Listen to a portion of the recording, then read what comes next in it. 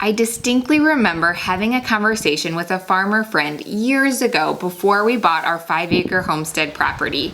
And he said, a lot of people think what we do is idyllic and dreamy, but I call it chaos.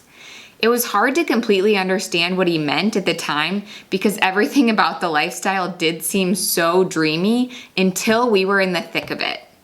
I'm not sure I'd use the word chaos, but come May through October or November, life is really, really full. It's absolutely everything that we want to be doing with our time, but we've also found that finding ways to simplify has been hugely helpful for reducing overwhelm while still growing a ton of food and enjoying the process and our lives along the way.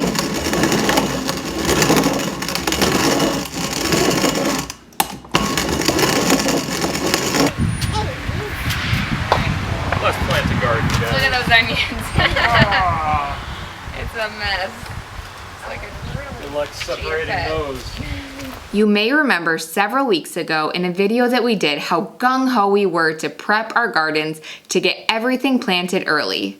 With a baby due in early October, our goal is to harvest everything before baby comes, when our tendency in the past has been to still be harvesting through the month of October.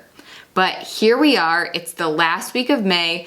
The plants that we started back in February are long overdue for going into the ground, and we still haven't planted a thing.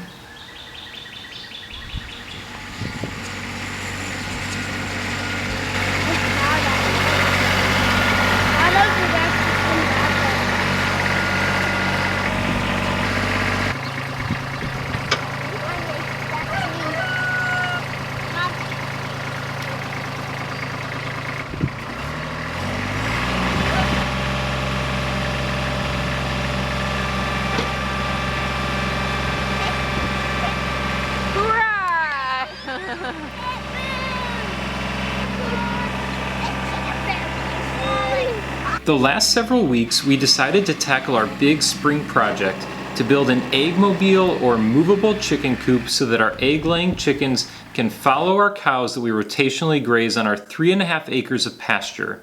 Well, as we probably should have expected, the project took 2 to 3 times longer than we imagined that it would, but we are so happy with how it turned out. But that leaves us here at the end of May, just starting our planting.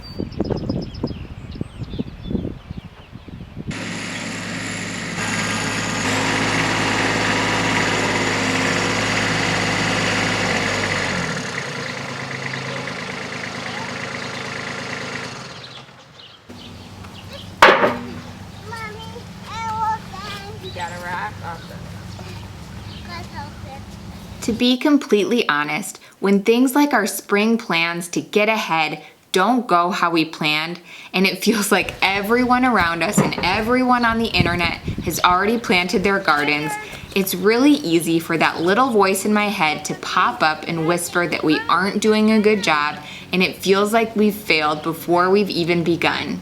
But that's when I need to stop and remember what's true, that plants are resilient and that I can't compare our situation to anyone else's.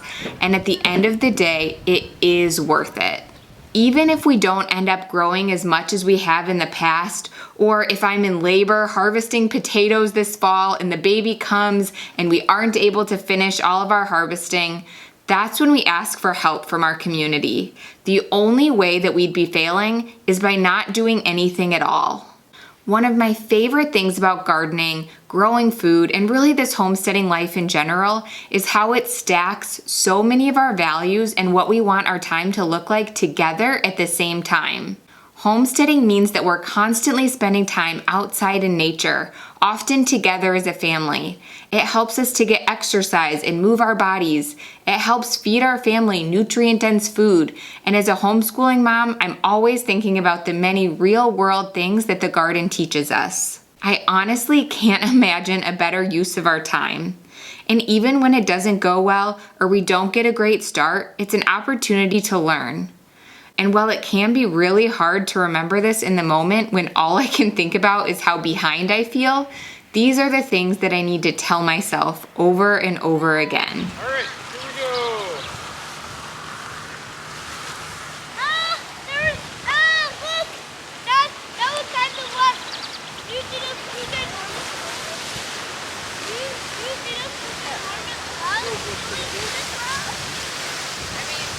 Pulling back the tarps from our garden every spring is always the kickoff to our gardening season. For the kids, it's always exciting because they get to hunt down all the toads and worms hiding underneath. We always have mixed feelings about it. On one hand, we get to dig our hands in the soil again, and we love the foods we get to enjoy fresh and then store away. On the other hand, it's all a lot of work.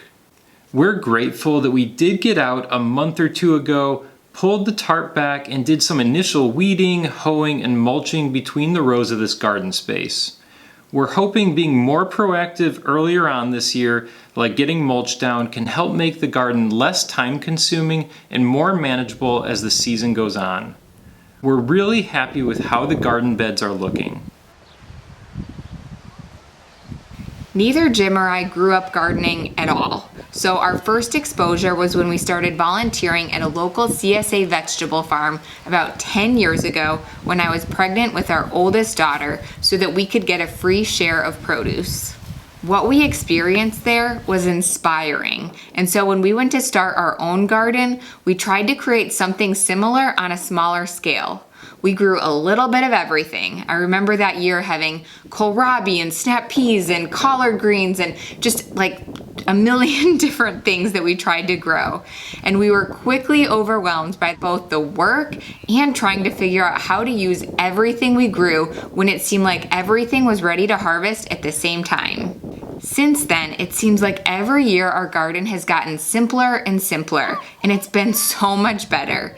Instead of growing a little bit of everything, we grow only maybe 10 different things, but we grow them in significant quantities to feed our family all year.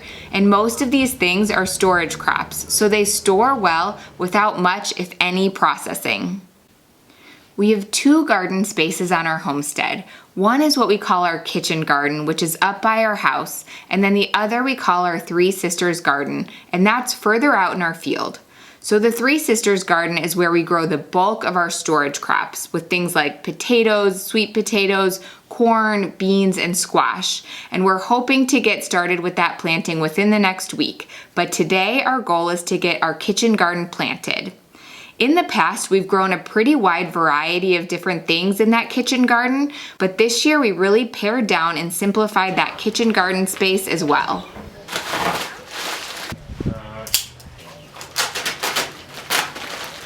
The most time-consuming part of planting is not the planting itself, but preparing the soil and beds that we plant in. We want to add some good compost and nutrients back into the soil before we get to planting. We're going to try something new this year. After asking for soil recommendations in the past, one of the things that we kept hearing about was biochar. Biochar is a highly absorbent, specially produced nanocarbon with many unique properties used as a soil amendment. We actually talked with the folks from Tree of Life Biotechnology on the phone earlier this spring, and we were pretty blown away by the results that they've been seeing from adding biochar to their soil, so we decided to try their biochar. The important thing with biochar, because it is so absorbent, is that it first needs to be inoculated. Ideally, we would have done this a few days ago, but here we are, so we're going to work with what we have and give it our best shot. We mixed the black biochar with a compost potting mix from Vermont Compost and then some pelleted chicken manure, and mix the whole thing with water until it gets to be a nice texture for topping and incorporating into our rows.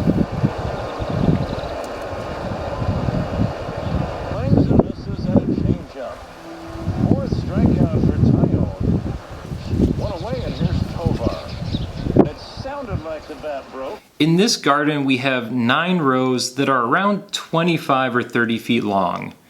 We'll be planting 8 of those rows today, and then 1 is already planted in garlic.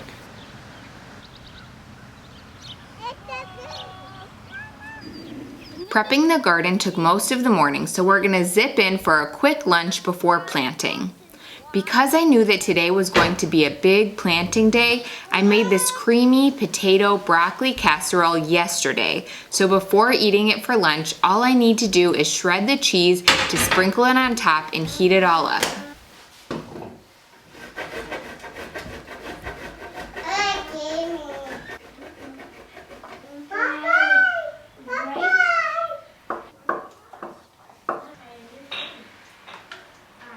This has been one of our favorite recipes this winter and spring, and as our potatoes from last year are getting a little bit softer, this is a great recipe for using them. Since the potatoes are a little bit dehydrated by this point, all of the moisture in this recipe from the combination of a mayo, yogurt, sour cream sauce makes it so you don't notice any possible texture differences in the potatoes, and it's just really, really good. Normally, I make this recipe with leftover cooked chicken from when we cook a whole chicken each week, but this time I made it with ground salmon that I bought in our last Azure Standard pickup, and it works really well in this recipe. Here, that's gonna be a little hot. That's salmon from... Awesome. Oh my goes! Oh my goes!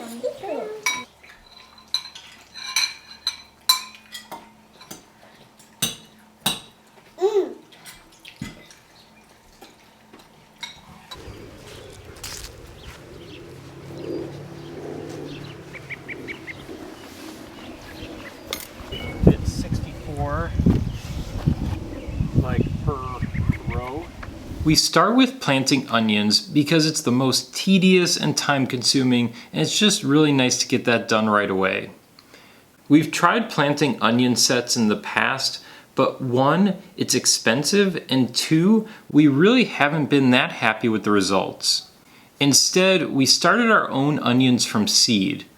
Onions have been one of those things that every year we wish we had grown more of because they store really well and we eat a ton of onions all year round. So this year we decided to greatly expand the amount of onions we grew and planted over 200 yellow Parma onions that are known for being an excellent storage variety.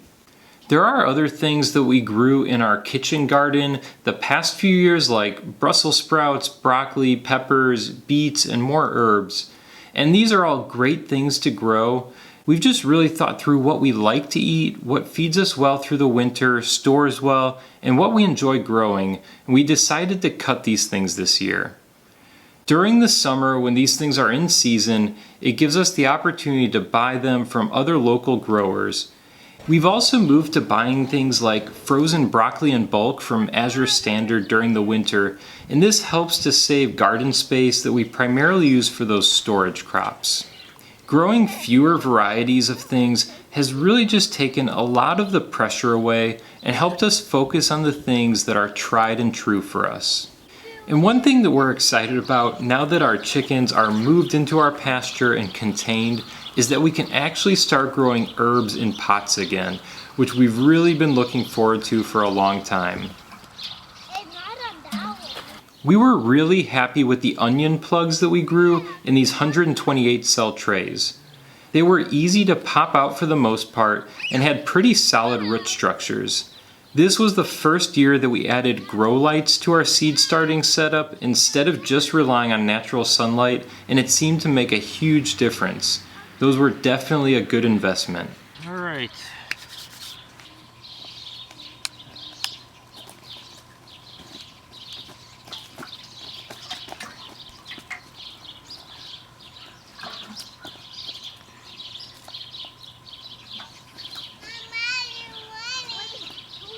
While Jim is going on the onions, I'm planting carrot seed. This is another thing that we are growing more of this year to hopefully last us through the winter. We grow a variety called Scarlet Nantes carrots, and they're another great storage variety that we've had stay crisp and fresh through the spring in the past. We did one full carrot row and then another row about 2/3 in carrots.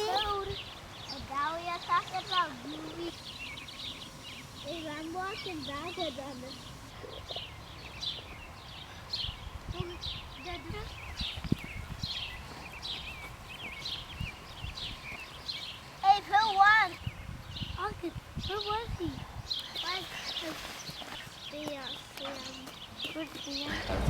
Alright, here we go. Time to dig out, unbury the cabbage from the mess here. Whoa, look at that. That's like a real seedling. The other things that we're planting in our kitchen garden are about 1.5 rows of cabbage. So this is the red Calabos variety, which is our favorite. It stores really well, and we also turn quite a bit of this into sauerkraut that we eat throughout the year.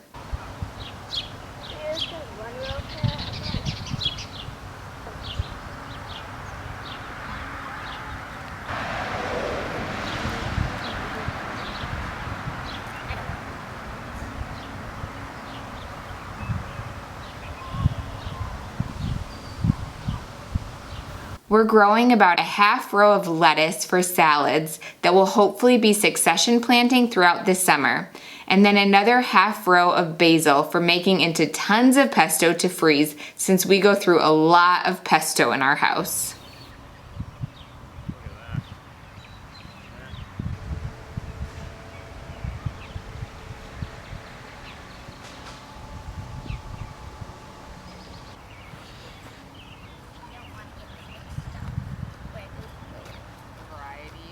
Yeah.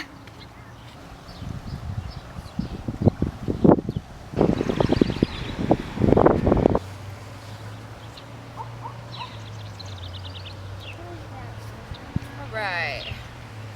Tomato time? Tomato time. Favorite time. And last is that we're planting 2 rows of tomatoes. This is more than we've planted in the past, but we've been using more and more tomato sauce, and so we wanted to make sure that we had enough tomatoes for canning plenty of sauce for our family for the year ahead. Our tomatoes are definitely beyond ready to go in the garden and are looking more leggy than we'd like, but hopefully they'll all take okay. I finished. Finish the garden! Huzzah!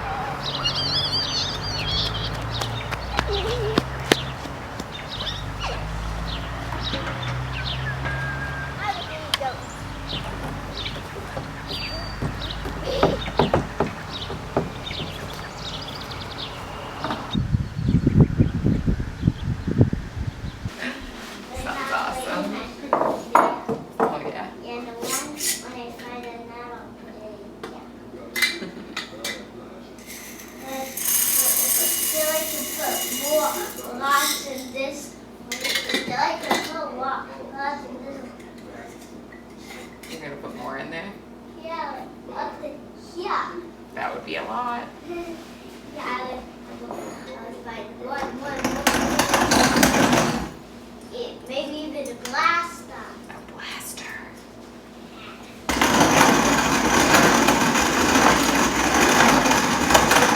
Dinner is also going to be something that's quick and easy to throw together.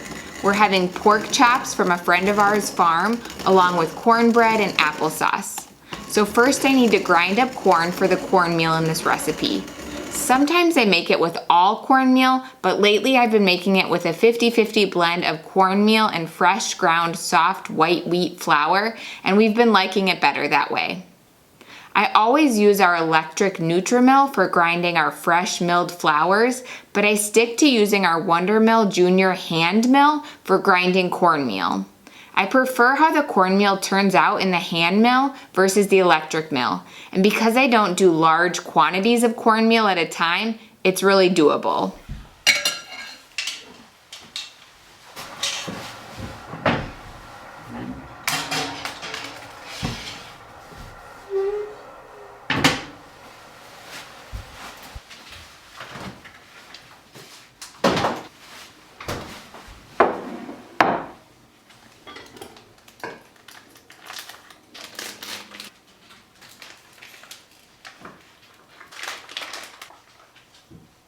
We've had these pork chops from our friends before, and all they need is a little bit of salt, and then I just cook them on high heat on a cast iron pan like I would a steak. These are some of the most flavorful and moist pork chops that I've ever had, so they don't need any sort of marinade or extra flavor. They're so good on their own.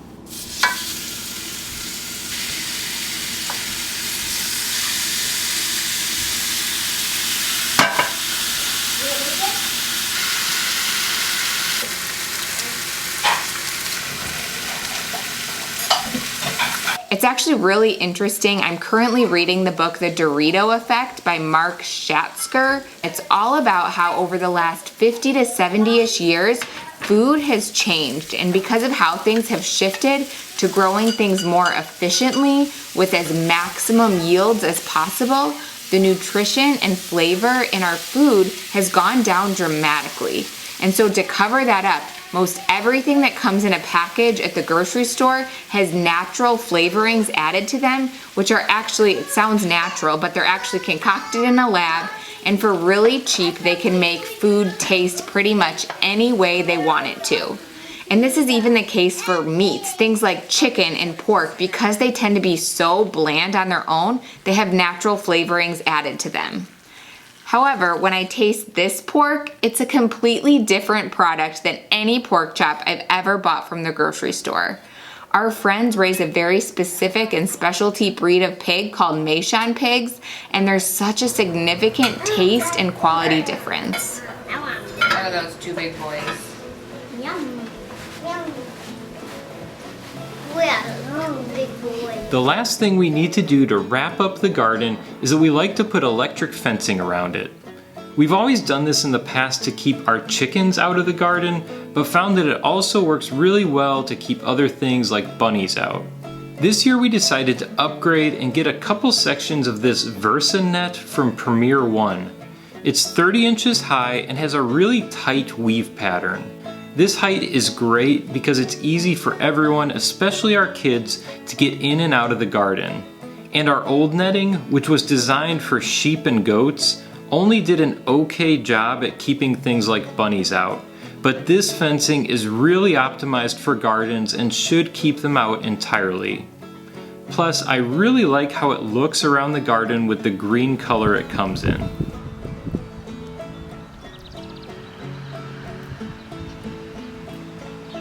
I once heard someone refer to their age and stage of life in how many growing seasons they had left. And that was eye-opening.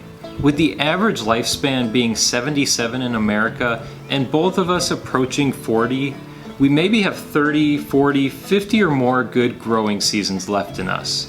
This spring, even when it's not gone exactly according to our plans, is a good reminder to go out there and make the most of each one of those growing seasons. It's always worth it.